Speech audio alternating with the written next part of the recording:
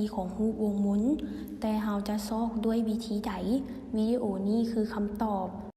ทำอิฐแต้มรูปวงหมุนก่อนแล้วแบ่งมุมมวลออกเป็นชิ้นส่วนเสมอกัน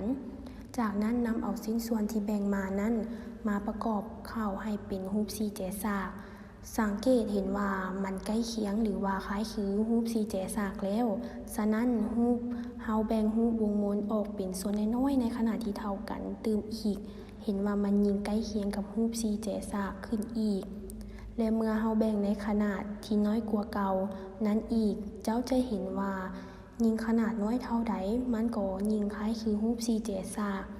แล้วมันจะต้องมีขนาดน้อยส่ำใดจึงจะได้รูปสี่แฉกคำตอบก็คือเจ้าต้องแบ่งรูปมันออกเป็นขนาดที่น้อยกว่าเก่าเรื่อยๆจนเป็นขนาดที่น้อยที่สุดซึ่งก็คือขนาดที่เจ้าบ่สามารถจะแบ่งได้อีกต่อไปเมื่อนั้นเจ้าจะได้สี่แฉกที่สมบูรณ์แบบ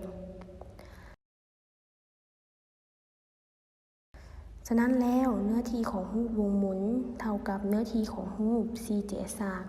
ก็คือพื้นคูณให้หลวงสูงของรูปสี่แฉก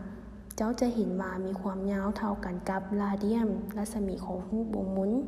เพื่อซอกหาพื้นลวงยาวเมื่อเจ้าเปรียบเทียบลวงยาวของรูปสี่แฉกกับเส้นรอบวงหมุนเห็นว่ามันมีค่าเท่ากับครึ่งหนึ่งของเส้นรอบวงหมุนก็คือให้พื้นเท่ากับ1/2แต่ว่าเส้นรอบวงหมุนนั้นมันมีค่าเท่ากับ2 πr ฉะนั้นเราเอาค่ามาแทนใส่สูตรก็จะได้อยู่2 πr ส่วนให้2เห็นว่า2กับ2ฮ้อนกันได้ตอนนี้พื้นเท่ากับ pr ดังนั้นเมื่อนำเอาค่าของพื้นแทนใส่สูตรจะได้อยู่